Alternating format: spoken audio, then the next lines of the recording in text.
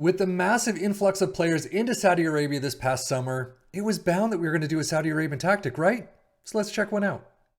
Yes, this is the 4-2-3-1 Al-Nassr Football Club tactic. So we are going to check out a Saudi Arabian tactic with our three teams of Liverpool, Aston Villa in the Premier League, and then we're going to throw it to our championship side of Ipswich Town in just a minute. But as you can see, a somewhat standard 4-2-3-1. You've got advanced playmakers on the left and the right, so that'll be interesting to see. Oh, and the central spots too. So very interesting to see. Again, we will do the tactic at the end of the video. Now, there is a description in the Steam Workshop page. There's plenty of screenshots, so definitely check it out.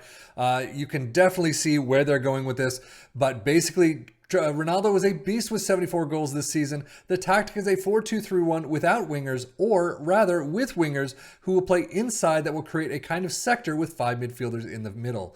Check it out. Definitely can glean a lot of information from it. Now, this is an Al-Nassr team that has the likes of Cristiano Ronaldo, Sadio Mane from Liverpool, Otavio, Aymeric Laporte, Alex Telles. There's a bunch of different players here that have played in the top leagues and the top levels of those leagues.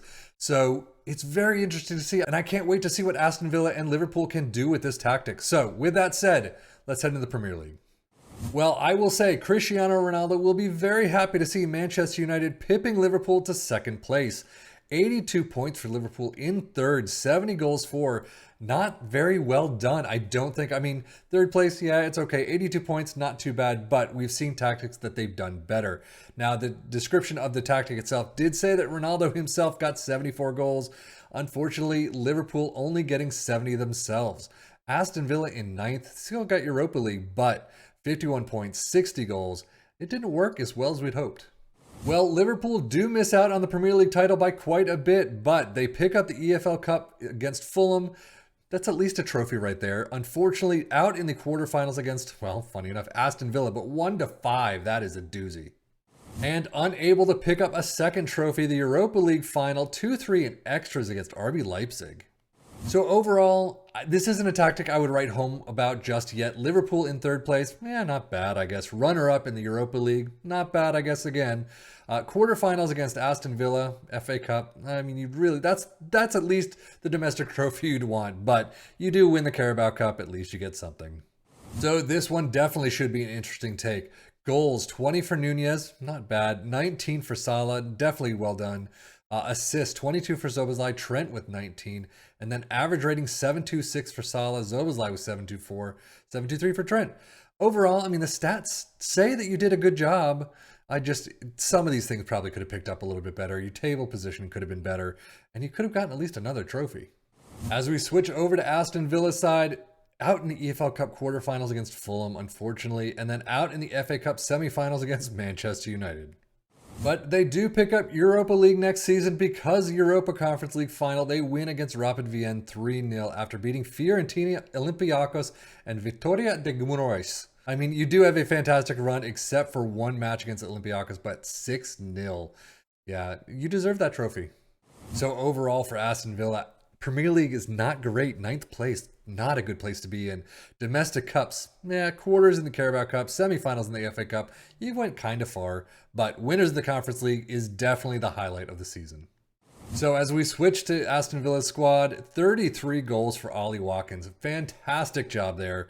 Luis and Diaby, 11 and 10 goals apiece. Definitely could have been better there. Assist 12 is the top with Matty Cash. However, you do have plenty in double digits, so that's something at least.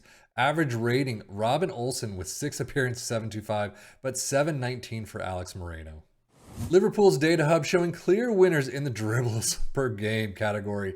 Attacking wise, not too bad. We have definitely seen a lot higher though. Aston Villa, that dribbling per game, just keeping it going. And then Premier League stats. Most goals, Liverpool in 4th with 70 again. Cristiano Ronaldo getting 74. I mean, it is Saudi Arabia. It is not the Premier League, but still, I would have hoped for a little bit higher.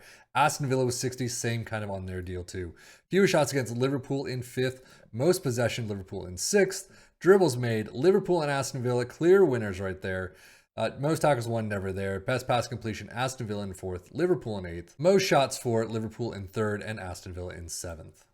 But now, how does a Saudi Arabian tactic switch itself to Ipswich Town in the championship? How do they do? Well, 8th place. Not great. 78 goals, they got more than Liverpool did. 75 points, not too bad, but definitely if you took control of this, I mean, only a couple more wins, transfer some of these draws into wins, and you're up above Plymouth. You're doing well. I mean, Leeds United at 92 is a little bit of a stretch, but still, you can get into these 5th and 6th spots, get into playoff promotion, and see what happens from there. But unfortunately, didn't work for Ipswich Town right now. Domestic Cups, unfortunately, out immediately in the EFL Cup first round and out in the FA Cup fourth round. So overall, not a great season. Domestic Cups, bad. 8th place in the championship, we've definitely seen better. And I'm sure we're going to see that reflected in this squad. 23 goals for Hurst is a fantastic number, but he's the only one in double digits. Assist-wise, again, only one in double digits is Leif Davis with 13, so the two of them are doing fantastic jobs as usual, but Leif Davis with 714, Baleba 708 comes in apparently during the winter break, but 701 for Luongo and West Burns, and that's your only set in green. Well, they are here throughout the list, unfortunately fairly low. 7th place for most goals with 78, fewest shots against in 6th, most possession all the way down in 7th, 54 is definitely on the average mark. 2nd place though for most dribbles made, 1,001, most tackles never there, best pass completion in 5th, and then most shots for all the way down in 8th. So let us take a look at this tactic itself. You start out with a sweeper keeper in defend. Already we have individual player instructions. Complete wingbacks in attack on the left and the right. Ball playing defenders in the central spots in defend.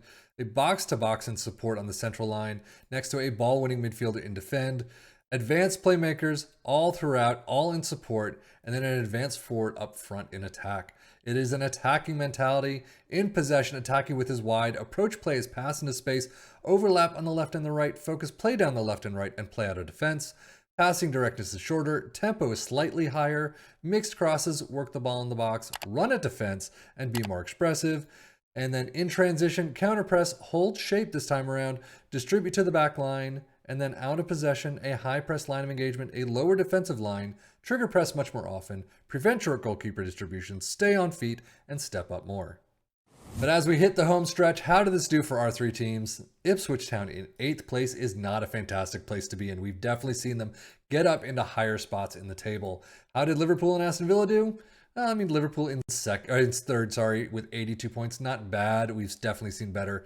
Aston Villa, though, in 9th. Not a great spot. Again, they get Europa League, so they won that Conference League, which is fantastic. They get the trophy, but unfortunately, overall, I don't think this tactic did a lot in terms of the plug-and-play aspect of it.